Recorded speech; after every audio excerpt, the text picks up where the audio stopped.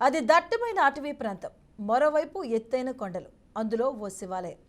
ఇక భక్తుడే కన్నప్పగా మారి నిర్మించిన ఆధునిక దేవాలయం. అక్కడికి చేరుకోవాలి అంటే రాళ్లదారితో కూడుకున్న గుట్టలను దాటుకుంటూ నడిచి వెళ్లాల్సిందే.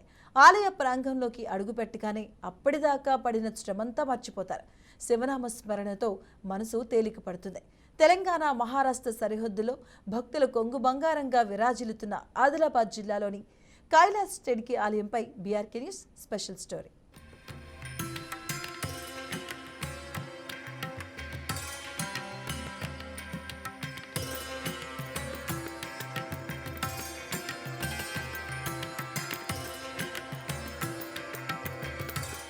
ఆదిలాబాద్ జిల్లా బోధ్ మండలంలోని నిగిని గ్రామ సమీపంలోని శ్రీ శిఖర్ కైలాస్ కొండపై 21 ఏళ్ల క్రితం వెలిసిన రాతి శివలింగం భక్తుల పాలిట కొంగు బంగారమై విరాజిల్లుతోంది. కలలో కనిపించిన మహేశ్వరునికి రూపం ఇచ్చి ఆలయాన్ని నిర్మించి పూజలు నిర్వహిస్తున్నారు ఆలయ పూజారి లింబాజ్ మహారాజ్. రాతితో కట్టిన కైలాస్ టేకిడి నర్మదేశ్వర ఆలయం భక్తులను విశేషంగా ఆకట్టుకుంటోంది. మహారాష్ట్ర సరిహద్దు ప్రాంతంలోని దయాల్ దన్నూరికి చెందిన లింబాజీ మహారాజ్ ఈ గుడిని నిర్మించారు.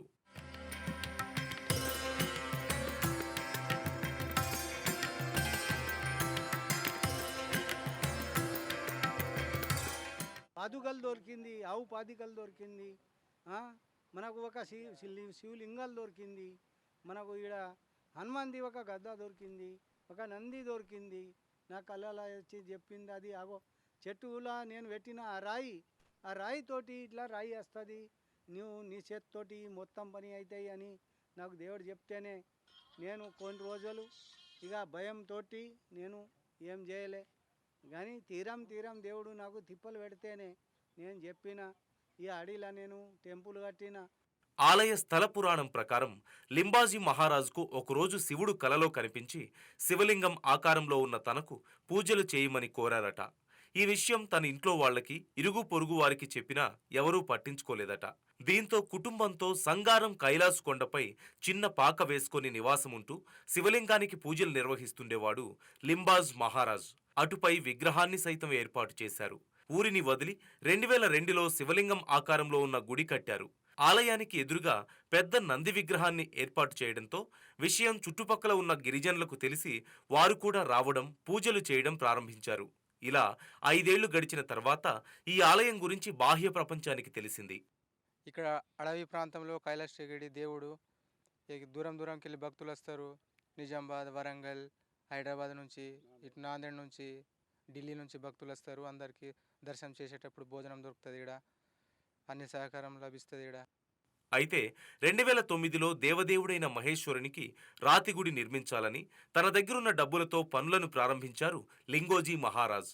కొన్ని రోజుల తర్వాత కర్తార్ అనే వ్యక్తి లింబాజీ మహారాజ్తో కలిసి గుట్టపై బండలను పేర్చారట. బండలు కొండపైకి చేరేలా ఇనుప పట్టాలతో మార్గం తయారు చేశారు.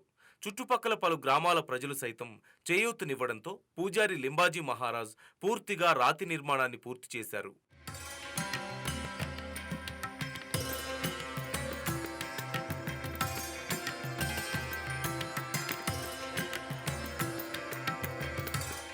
కైలాస్ టేకిడి నర్మదేశ్వర ఆలయ నిర్మాణానికి వివిధ ప్రాంతాల నుంచి నాణ్యత కలిగిన శిలలను తెప్పించారు ఆలయ నిర్మాణకర్త లింబాజీ మహారాజ్. ఆంధ్రప్రదేశ్లోని కర్నూలు జిల్లా ఆళ్లగడ్డ నుంచి కొదరాయిని, మహారాష్ట్ర నాందేడ్ జిల్లాలోని కందార్ నుంచి నల్లరాయిని స్వీకరించారు.